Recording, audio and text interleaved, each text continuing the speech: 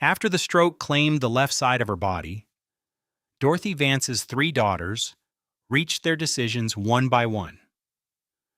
Through three separate phone calls spaced across several days, each one concluded with heavy hearts that she could not take her mother in. Across the street lived a teenage boy who did not yet know her name. He would learn it on the morning he watched 3 oranges roll down her front steps while she sat there, her one working hand resting in her lap, and no one else came. He picked up the oranges, he carried the bags inside. "Yes, ma'am," he said quietly. Then he went to school. He did that every morning afterward, day after day. She did not know yet what she would one day leave him. He did not know yet what she had been keeping under her bed for so many years.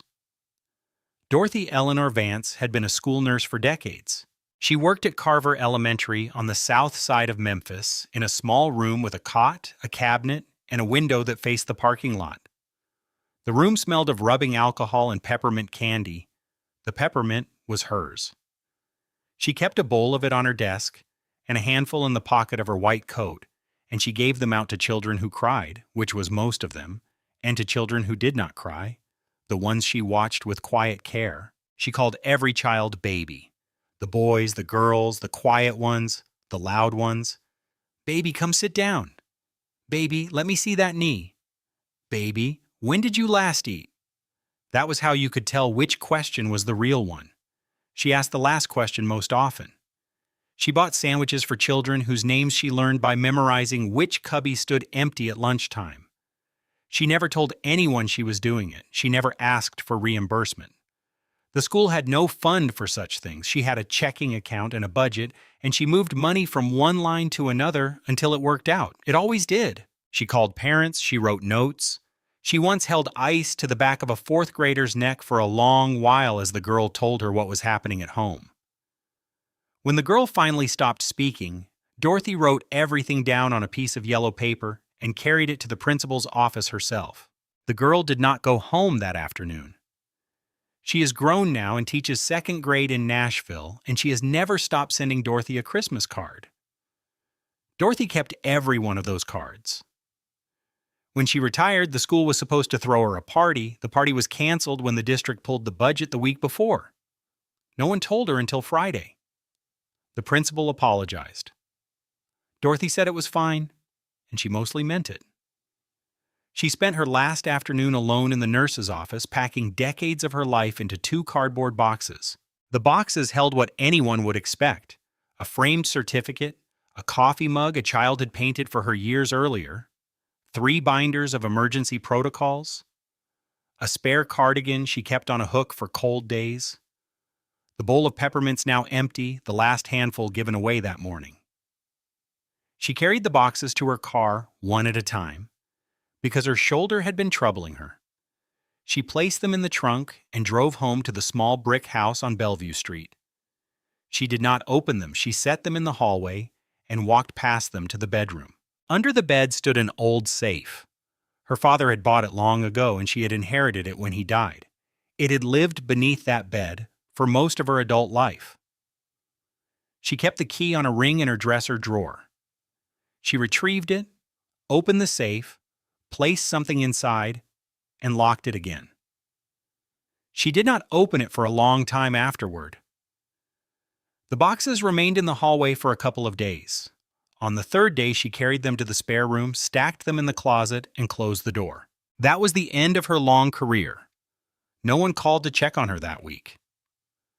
Her 3 daughters did not know she had retired. She had not told them. She figured they were busy. She figured she would mention it the next time they called. Dorothy had 3 daughters. They had all left in their own way, at their own pace, for their own reasons. None of them had left badly. That was what made everything harder later. Lydia was the oldest. She left first. She left Memphis for a job in Nashville. She had a degree in accounting, a fiancé with a plan, and the kind of drive that never looks back because looking back only slows you down. She married the fiancé. Years later, she divorced him. She married someone else, a man named Richard who managed a car dealership. And she built a life in a subdivision outside Nashville with a lawn her husband cut on Saturdays and a daughter who attended private school. Lydia called her mother every Sunday for 15 or 20 minutes. She asked about the weather, she asked if Dorothy was eating, she said, "I'll try to come visit soon."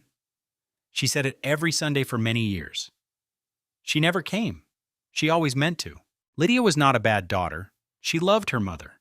She simply loved her from hundreds of miles away.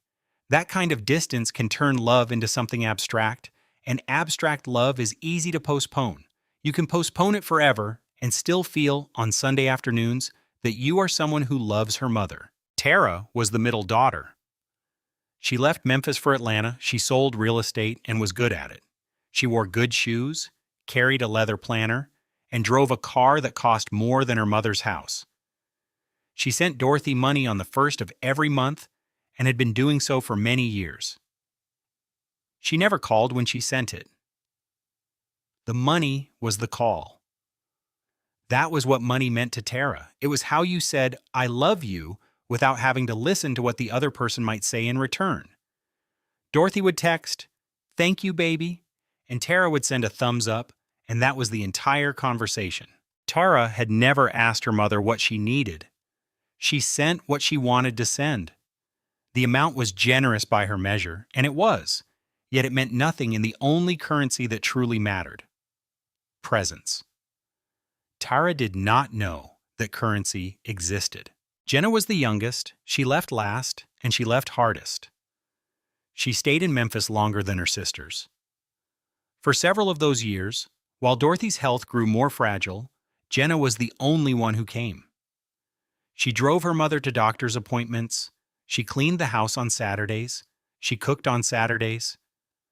She sat in the kitchen and listened to her mother tell the same 3 stories she had told countless times before, and she laughed in the same 3 places because her mother was proud of those stories and deserved someone to share that pride with her. Lydia did not fly in. Tara added a little extra to the holiday transfer. No one helped Jenna. No one asked if she needed help. Everyone assumed Jenna had it handled because she was there, and being there announced that she had signed up for all of it. Over time, Jenna stopped sleeping through the night. She began crying in her car in her mother's driveway before she went inside, not because she did not love her mother, but because she was tired and no one could see how tired she was. When her husband received an offer in Charlotte, Jenna saw a door and walked through it. The last Saturday before she left Memphis, she sat in her mother's kitchen and watched her make tea. She did not tell her she was leaving. She told her the following week by phone from Charlotte. She could not say the words while looking at her mother's face. 3 daughters. 3 different ways of leaving. Lydia left because the miles made it easy. Tara left because money was the language she knew. Jenna left because she had been carrying everything alone for so long, and her shoulders had finally given out. No one had ever taught them how to share a mother.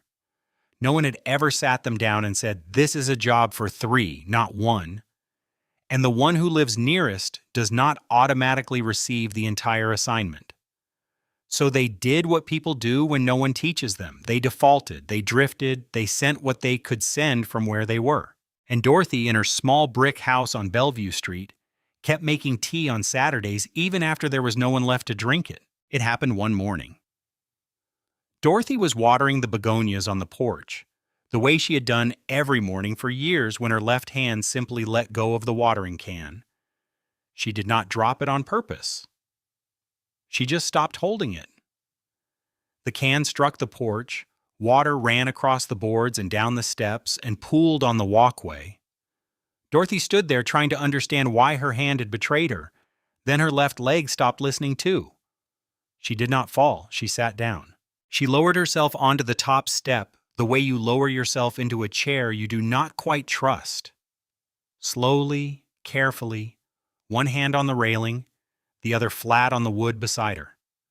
She sat with her left side feeling as though it belonged to someone else and watched the water run toward the sidewalk. Her neighbor across the street, a woman named Shirley who had lived there for many years and waved at Dorothy every morning without ever knocking on her door, came out for her newspaper and saw Dorothy sitting on the steps with the watering can on its side and her left arm resting in her lap.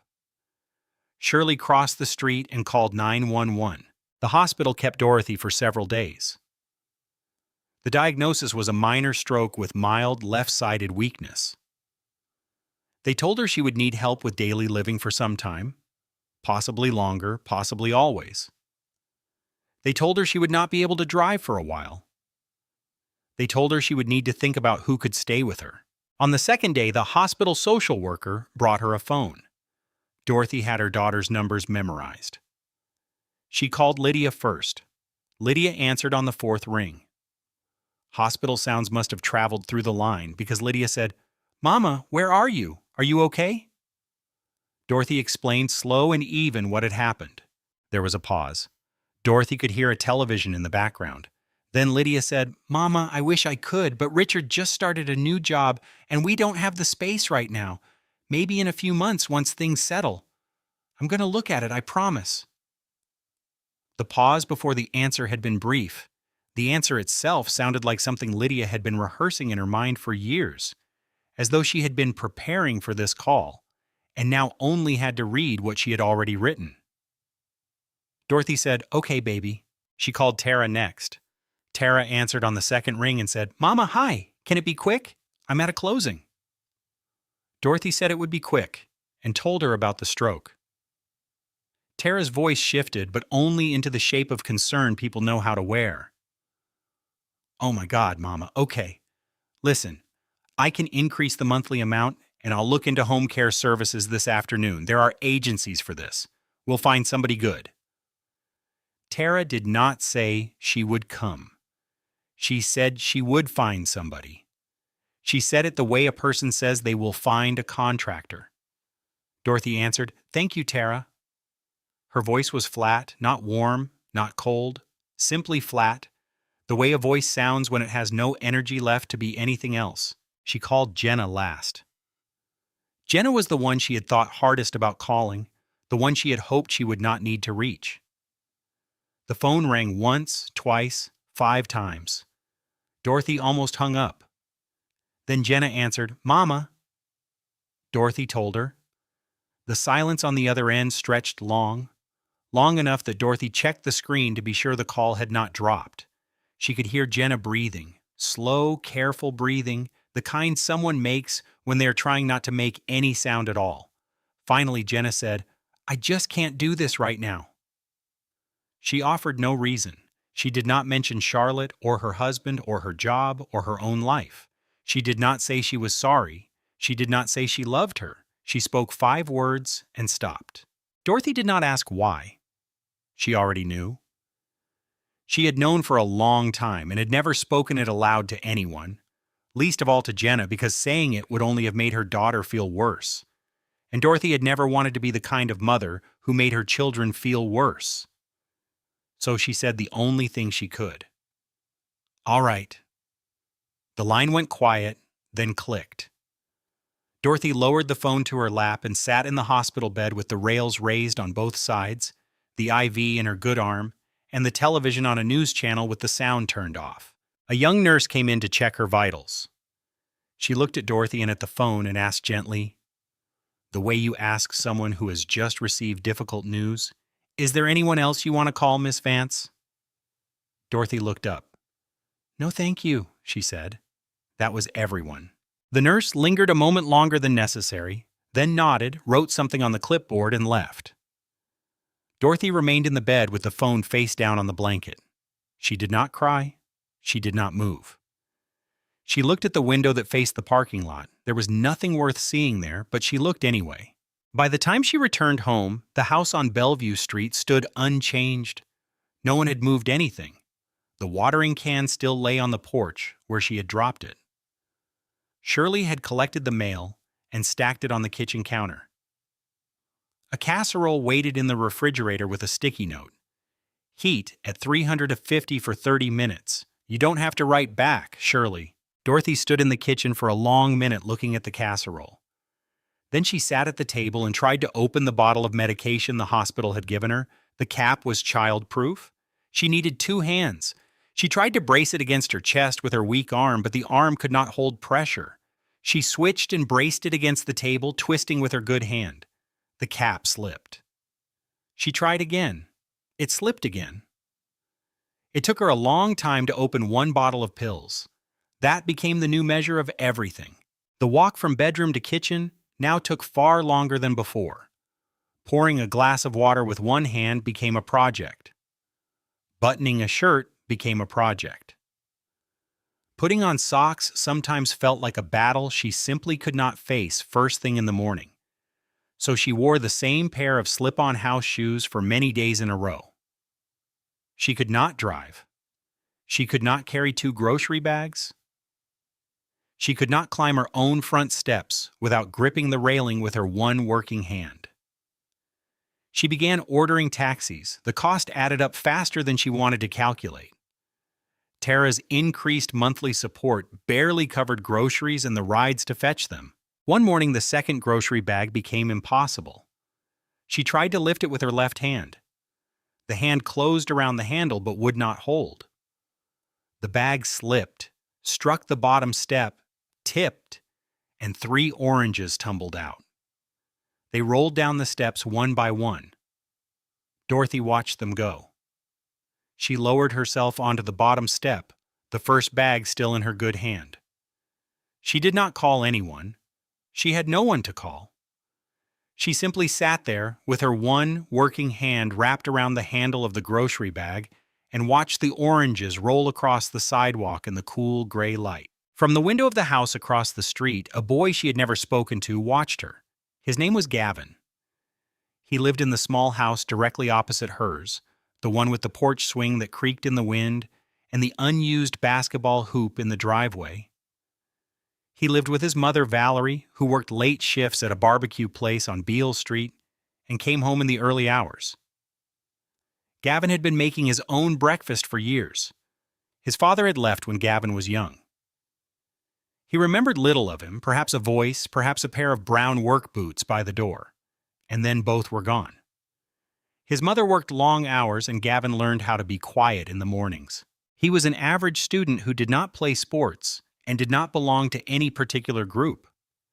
Teachers rarely noticed him enough to write his name on the board. He turned in his work on time and rarely raised his hand. Yet he possessed one quality teenage boys are not famous for.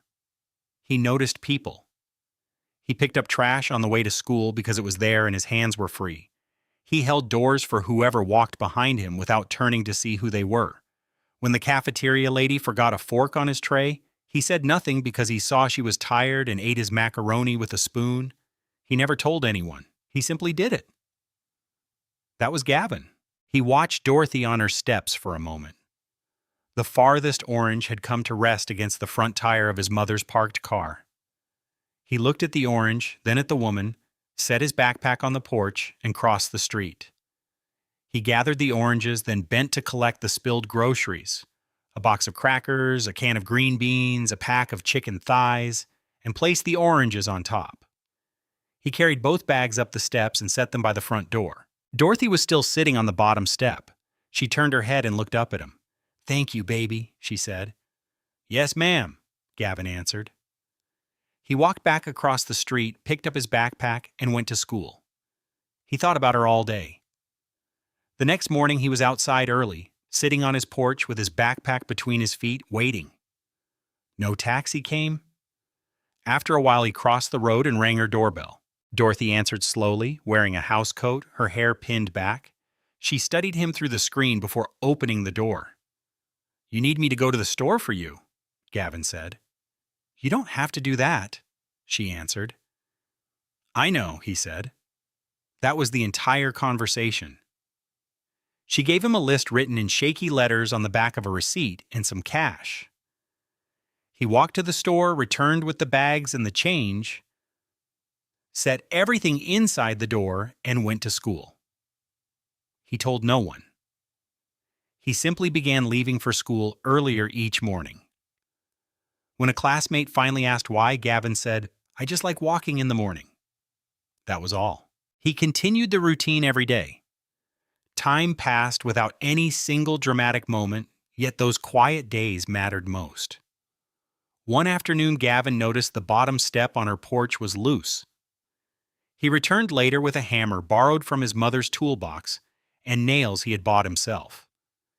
he discovered the wood beneath had rotted. He went back to the hardware store, bought a new piece of pine, and spent the afternoon repairing it. Dorothy made him a peanut butter sandwich and watched from the kitchen window. When he finished, she stepped onto the stair and pressed down with her good foot. The wood held firm. "That step has been loose for a long time," she said. Gavin asked, "Which president?" She laughed. A small, genuine laugh, one of the first since the stroke. That was when she began making tea again. Earl Grey. She kept an old tin in the cabinet she had not opened in years. On Saturday afternoons, she boiled water because that was when Gavin usually stopped by after bagging groceries. She set out 2 cups. He knocked once and let himself in. They sat at the kitchen table and drank tea he did not especially like but never complained about. When the first snow came, light enough to dust the sidewalks, Gavin cleared her walkway before he cleared his own. When a heavier snow followed, he arrived early with shovel and salt and cleared her steps, walkway, and driveway before touching his mother's. Valerie watched from the kitchen window and said nothing. She had wondered about the early mornings for some time and had decided that whatever her son was doing across the street did not need interrupting. Spring arrived. Dorothy taught him how to make red beans and rice. She guided him from the kitchen table, her good hand wrapped around her teacup, calling out each step while he stood at the stove. She told him to use good sausage, not the cheap kind. She explained the Holy Trinity: onion, bell pepper, and celery, cooked slow until they turned soft and sweet. She told him to add the bay leaves early and remove them before serving. Gavin followed every instruction. The rice turned out fine. The beans were so salty they made his eyes water. He had used far too much salt. Dorothy laughed from deep in her chest, the kind of laugh that had been waiting inside her for a long time. It was the first real laugh she had given since the stroke. "Baby, you tried to season the whole block," she said. He laughed too. They ate the rice without the beans and threw the beans away. The next Saturday he made it again and got it right. Saturdays took on a gentle shape. He told her about school, about the algebra teacher who mispronounced his name for an entire semester without ever correcting himself, about the kids in his lunch period he was not friends with, but who were not cruel, about a girl he thought was pretty and had spoken to only a handful of times. Dorothy listened. She offered advice only when he asked, and then she gave it briefly and let it go. She told him about her years at Carver Elementary, about the children whose names she still remembered, about the principal who had once tried to fire her over the sandwich money and how the parents had stood up for her. She told him about the day she walked a 4th grader to the office with a yellow paper in her hand and how that same girl, now a teacher, still sent Christmas cards. Gavin listened. He had never met an adult who spoke so honestly about what it meant to be one. One Saturday, Dorothy asked him about college. He was a junior and would graduate the following year. He looked into his tea and said his grades were all right, that he wanted to go, but his mother could not afford it and financial aid would not cover everything. He had applied to the local community college because it was more affordable. His mother kept urging him to try the 4-year schools. He kept telling her not to get her hopes up. "I'll figure it out," he said. Dorothy studied him for a long time. When he finally looked up, she said simply, "I know you will." He nodded and drank his tea. That night, Dorothy went to her bedroom, lowered herself slowly to the floor, and pulled the safe from beneath the bed. She opened it, removed something, wrote a name and a number on a piece of paper, placed the paper inside with everything else, locked the safe, and slid it back under the bed. She told no one. She would not open it again for some time.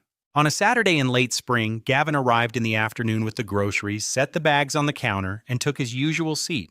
The kettle was already singing. Dorothy sat across from him, her good hand around her cup, and did not speak right away. "Baby," she said at last, "I want you to come back to the bedroom with me for a minute." He followed her down the hall, matching her slow pace. She knelt beside the bed, one hand on the mattress for balance, and slid the safe out. She turned the key and opened it, then stepped back. "Go on," she said. Gavin looked at her, then at the safe. It was full of paper. He lifted the top bundle. Letters, hundreds of them, tied with rubber bands, stacked without order. Some on yellow-lined paper, some on cards, some on torn notebook pages. He picked one at random. A woman's handwriting read, "Nurse Vance, I was in 4th grade when you walked me to the office with the yellow paper. I am a teacher now. I have been writing you every Christmas for many years. I don't think I ever said thank you out loud. Thank you." Another from a man. "You were the only adult at that school who ever asked me if I was okay." Another. "I became a teacher because of you." Another. "You bought me lunch for years and never said a word about it to anybody. I think you were the first person who ever showed me what grown-up love looked like." Gavin read several before setting them down. He looked at Dorothy. She said, "This is what I did for all those years. This is what it was worth. Not the money, not the party they never gave me. These." He nodded, unable to trust his voice. She said, "There's something else in there." He reached deeper. Beneath the letters lay a plain white envelope from the bank. His hands trembled slightly as he opened it. A statement for a college savings plan. The name on the account was his own. The plan had been opened around the time he first walked across the street and picked up 3 oranges from her sidewalk. The balance was $47,211. He read the number twice, set the paper on the bed, and could not speak. Dorothy waited. The kettle had stopped boiling. Neither of them moved to pour. Finally, he said, "Miss Dorothy, I can't take this." She answered, "You already did." He looked at her. "When you picked up those oranges," she said. He looked at the letters, at the safe, at the floor. He thought of his mother working long hours and coming home late. He thought of the community college application he had already filled out because that was what he could afford. He thought of the 2 words he had repeated every time Dorothy told him he did not have to help. "I know." He said them now quietly, with a different weight. "I know." Dorothy nodded. That was all. Gavin sat on the edge of the bed because his legs would no longer hold him. She remained by the dresser, one hand resting on it for balance. The room was quiet except for a car passing on Bellevue Street and a dog barking 2 houses down. He did not cry the way people cry in movies. He cried the way a teenage boy cries when someone has finally seen him, really seen him, and has placed a number on that seeing, a number that represents his entire future. He covered his face with his hands. His shoulders shook once and then stilled. Dorothy crossed the room and laid her good hand on the back of his head. She did not need to say anything more. The letters lay on the bed between them, hundreds of strangers who had written across the years to tell her she had mattered, and she had chosen to give them to the boy across the street because he was the one who had shown up. If this story made you think of someone who shows up for others without being asked, send it to them. They probably do not hear it often enough. Not because the world is unkind, but because the people who simply appear are the hardest to remember to thank. They never ask to be remembered. And if this story made you think of someone you have not called in a while, do not text them. Call. There is a difference. A text is what you send when you want to feel you have done something. A call is what you do when you want the other person to feel they matter. Your mother knows the difference. Your grandmother knows the difference. The person on the other end of the line has always known. Now the story leaves the question on the table, one I know will divide people. Dorothy left everything to the teenage boy across the street. Her college savings plan, her house, every single thing she had. She left nothing to her 3 daughters. Yet one of those daughters had spent years caring for her before her own strength gave out. She had been the only one for a long time while the others remained away. So here's what I want you to consider. Was Dorothy right to leave Jenna in the same position as her sisters? Or should she have treated Jenna differently because Jenna had already given more than anyone had a right to ask? Is it fair to hold the one who stayed the longest to the same standard simply because she could not stay forever? Or is fairness a word that only applies to those who showed up at all? Leave your thoughts below. I want to read them. This is not a simple question.